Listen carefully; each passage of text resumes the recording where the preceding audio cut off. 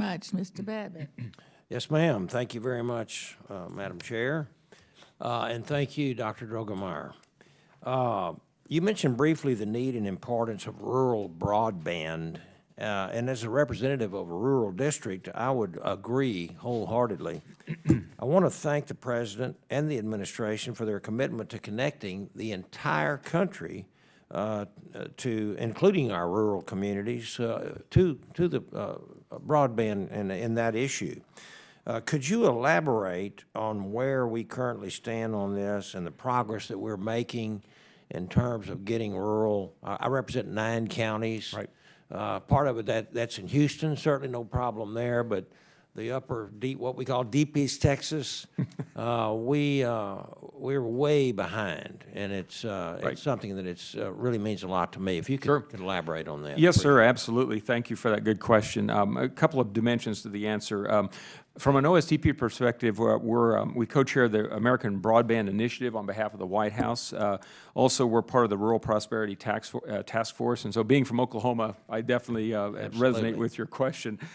In the last CR, there was $600 million of funding, I think, as you all know, to USDA to do grants and bring other resources to bear on connecting rural America. The estimate that I've heard is about $40 billion overall to do this. So to give that as a context, the Connect America Fund, which again is auction proceeds that the FCC has made available, they've done this in various ways. They've provided $1.4 billion overall to connect a little over 600,000 homes and businesses.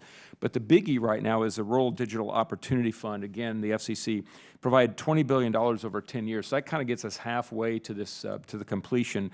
And the other point here I would mention is part of the issue of connecting has to do with spectrum availability, and that's something that we're working on within the White House. Larry Kudlow leads that as the National Economic Council chair.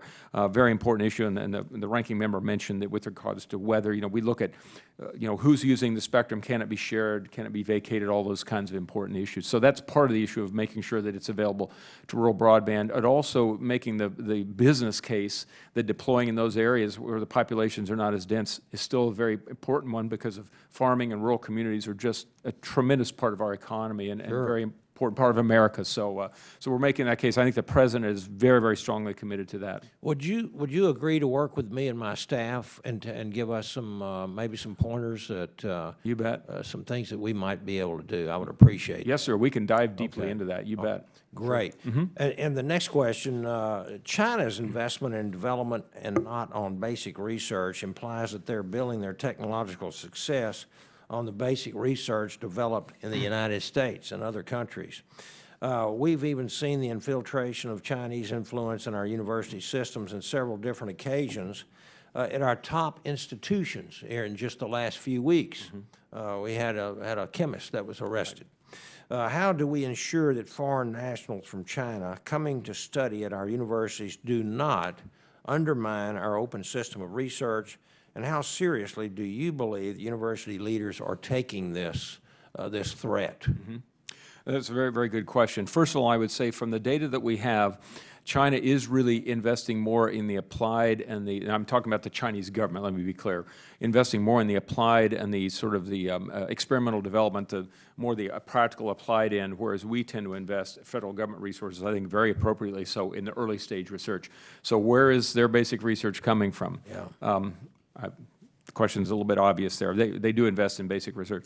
I can tell you in meeting with university leaders all over the country, and my own university included, university leaders are taking this very, very seriously. And I think that's a development that has changed over time, frankly. I think for a while it was, well, how real is this? And then you start to see these cases come up, University of Kansas, Emory, MD Anderson, different places, Harvard. The people realize, yeah, this is real. So what we're doing in JCORE is, again, really taking a behavior-based approach to this. And it really is about foreign government influence, not just, say, people coming here wanting to do bad things. There's strong influence on individuals in China in particular who come here and are under duress, frankly, with their families back in China and so on. The best thing we can do is make sure that those who come here share our values and that we vet them appropriately, that once they are here, we help them understand what our values are and how to live by them, and then monitor monitor that. And one of the ways we do that is through disclosures of things like conflict of interest. Are you part of a talent program and so on? And again, for the individual at Harvard, he was not a Chinese national. He was not ethnically Chinese. So it doesn't matter where you're from. You got to play by the rules. And if you don't, well, simply you don't belong, and we toss you out as a research enterprise. And you lose all credibility anyway. And that's I think, the value of the integrity that we as researchers hold dear, that if you don't play by the rules, we don't want you, frankly. Thank you. I know my time's out, but I want to say one quick thing. I'm the representative of Johnson Space Center in Houston, and I would also like to commend the president and his budget people for giving NASA a 12% increase in that budget. We're very appreciative. Thank you, sir. Thank you. Thank you very much.